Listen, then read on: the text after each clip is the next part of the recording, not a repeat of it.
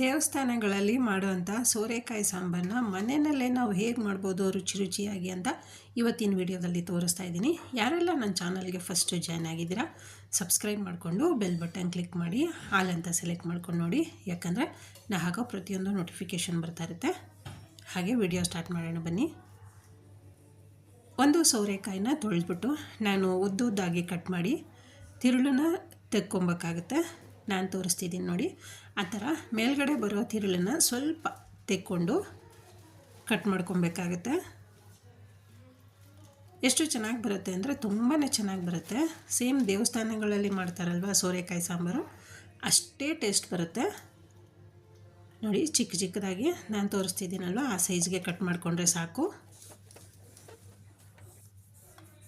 ಮುದ್ದೆಗೆ, ನಾವು ಚಪಾತಿಗೆ, ಪೂರಿಗೂ ಈ ಸಾಂಬಾರು ಚೆನ್ನಾಗಿರುತ್ತೆ. ಈಗ ಒಂದು ಕುಕ್ಕರಲ್ಲಿ ಸ್ವಲ್ಪ ಆಯಿಲ್ ಹಾಕ್ಕೊಳ್ಳೋಣ. ಆಯಿಲ್ ಹಾಕ್ಕೊಂಡಾದ್ಮೇಲೆ ಒಂದು ಈರುಳ್ಳಿನ ಹಾಕ್ಕೊತಾ ಇದ್ದೀನಿ. ಜೊತೆಗೆ ಸ್ವಲ್ಪ ಕರಿಬೇವು ಹಾಕ್ಕೊಂಡು ಫ್ರೈ ಮಾಡ್ಕೊಬೇಕು. ಈರುಳ್ಳಿ ಮತ್ತು ಕರಿಬೇವನ್ನ ಫ್ರೈ ಮಾಡ್ಕೊಂಡಾದ್ಮೇಲೆ ಕಟ್ ಮಾಡ್ಕೊಂಡಿರೋ ಅಂಥ ಸೋರೆಕಾಯಿನ ಹಾಕ್ಕೊಳ್ಳೋಣ.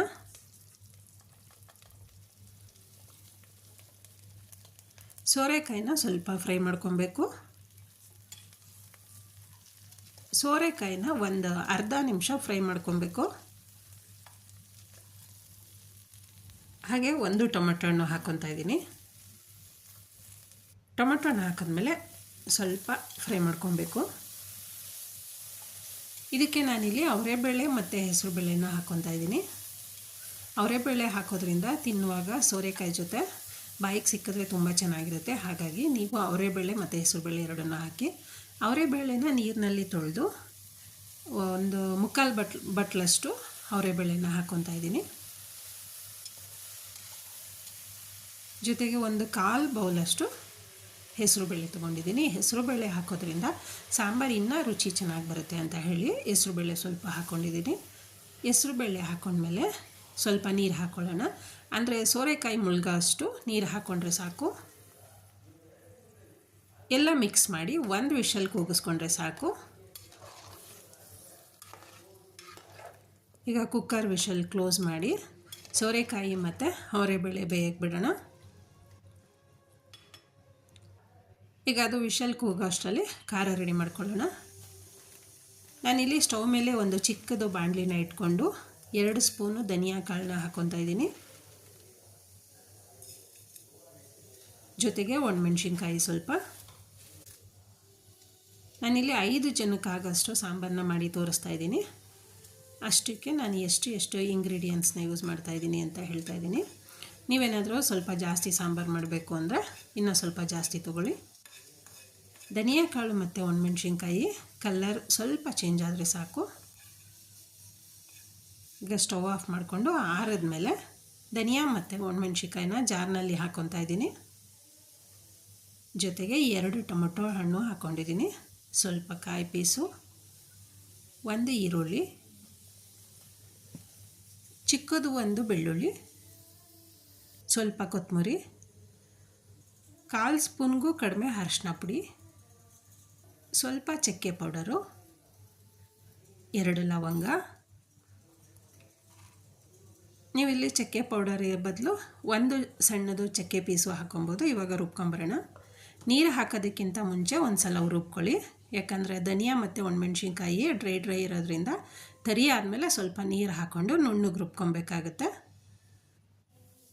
ಈಗ ಕುಕ್ಕರ್ ವಿಷಲೆಲ್ಲ ಓಪನ್ ಮಾಡಿ ತೋರಿಸ್ತಾ ಇದ್ದೀನಿ ನೋಡಿ, ಕರೆಕ್ಟಾಗಿ ಬೆಂದಿದೆ. ಇವಾಗ ಬೆಂದಿರೋ ಅಂಥ ಸೋರೆಕಾಯಿಗೆ ರುಬ್ಕೊಂಡಿರೋ ಖಾರ ಹಾಕ್ಕೊಳ್ಳೋಣ. ಖಾರ ಹಾಕ್ಕೊಂಡ್ಮೇಲೆ ಜಾರ್ಗೂ ಸ್ವಲ್ಪ ನೀರು ಹಾಕ್ಕೊಂಡು ಮಿಕ್ಸ್ ಕೊಡೋಣ. ನೀವಿಲ್ಲಿ ಮಿಕ್ಸ್ ಮಾಡ್ಕೊಳ್ಳುವಾಗ ಸಾರ್ದು ಹದ ನೋಡ್ಕೊಳ್ಳಿ, ಅಂದರೆ ಗಟ್ಟಿ ಮತ್ತು ತೆಳು, ತುಂಬ ಗಟ್ಟಿಯಾಗಿರೋದು ಬೇಡ, ಮೀಡಿಯಮ್ ಆಗಿದ್ದರೆ ಸಾಕು. ಗಟ್ಟಿ ಆಯಿತು ಅಂದರೆ ಸ್ವಲ್ಪ ನೀರು ಮಿಕ್ಸ್ ಮಾಡ್ಕೊಳ್ಳಿ. ನಾನಿಲ್ಲಿ ಸ್ವಲ್ಪ ನೀರನ್ನ ಮಿಕ್ಸ್ ಮಾಡ್ಕೊತಾ ಇದ್ದೀನಿ.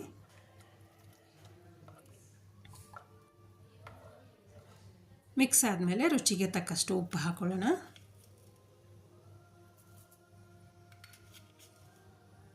ಉಪ್ಪು ಹಾಕಿದ್ಮೇಲೆ ಸ್ವಲ್ಪ ಇಂಗು ಹಾಕ್ಕೊತಾ ಇದ್ದೀನಿ. ಒಂದು ಚಿಟಿಕೆ ಅಷ್ಟು ಹಾಕ್ಕೊಂಡ್ರೆ ಸಾಕು. ಹಿಂಗು ಹಾಕಾದ್ಮೇಲೆ ಒಂದು ಕುದಿ ಬರೋ ತನಕ ಬಿಡಬೇಕಾಗುತ್ತೆ. ನೋಡಿ ಹಿಂಗೆ ಹಾಕಿ ಮಿಕ್ಸ್ ಮಾಡ್ಕೊತಾ ಇದ್ದೀನಿ. ಈಗ ಒಂದು ಕುದಿ ಬರೋದಕ್ಕೆ ಬಿಡೋಣ. ನೀವು ಒಂದು ಸಲ ಟ್ರೈ ಮಾಡಿ. ನಾವು ಈ ಥರ ಸಾಂಬಾರು ಮಾಡಿಕೊಂಡ್ರೆ ಒಂದರಲ್ಲೇ ನಾವು 4 ಯೂಸ್ ಮಾಡ್ಕೊಬೋದು. ಮುದ್ದೆಗೂ ಚೆನ್ನಾಗಿರುತ್ತೆ, ಬಿಸಿ ಅನ್ನಕ್ಕೂ ಚೆನ್ನಾಗಿರುತ್ತೆ, ಚಪಾತಿಗೆ ಮತ್ತು ಪೂರಿಗಂತೂ ತುಂಬಾ ಚೆನ್ನಾಗಿರುತ್ತೆ ಸಾಂಬಾರು. ನೋಡಿ ಫ್ರೆಂಡ್ಸ್, ಕುದಿ ಬರ್ತಾಯಿದೆ. ಸೋರೆಕಾಯಿ ಸಾಂಬಾರಂತೂ ರೆಡಿ ಆಯಿತು. ನೀವೊಂದು ಸಲ ಈ ವಿಧಾನದಲ್ಲಿ ಟ್ರೈ ಮಾಡಿ. ಹಾಗೆ ರೆಸಿಪಿ ಹೇಗೆ ಬಂತು ಅಂತ ಕಮೆಂಟ್ಸಲ್ಲಿ ಹಾಕಿ. ಟೇಸ್ಟ್ ಮಾಡೋಣ ಬನ್ನಿ. ಕರೆಕ್ಟಾಗಿ ಬಂದಿದೆ. ಉಪ್ಪು ಖಾರ ಎಲ್ಲ ನೀಟಾಗಿ ಹದವಾಗಿ ಬೆಂದಿದೆ. ಸರ್ವ್ ಮಾಡೋಣ. ಎಷ್ಟು ಚೆನ್ನಾಗಿ ಬರುತ್ತೆ ಅಂದರೆ ತುಂಬಾ ಸೇಮ್ ದೇವಸ್ಥಾನದಲ್ಲಿ ಮಾಡುವಂಥ ರುಚಿಯಾಗಿ ಬರುತ್ತೆ ಸಾಂಬಾರು.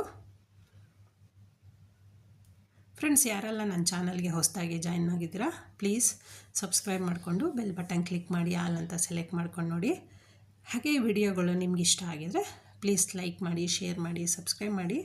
ಮತ್ತು ನಿಮ್ಮ ಫ್ಯಾಮಿಲಿ ಮೆಂಬರ್ಸ್ಗೆ, ಸ್ನೇಹಿತರಿಗೆ ಈ ವಿಡಿಯೋನ ತಪ್ಪದೆ ಶೇರ್ ಮಾಡಿ. ಮತ್ತು ಮುಂದಿನ ವಿಡಿಯೋದಲ್ಲಿ ಸಿಗೋಣ. Thank you.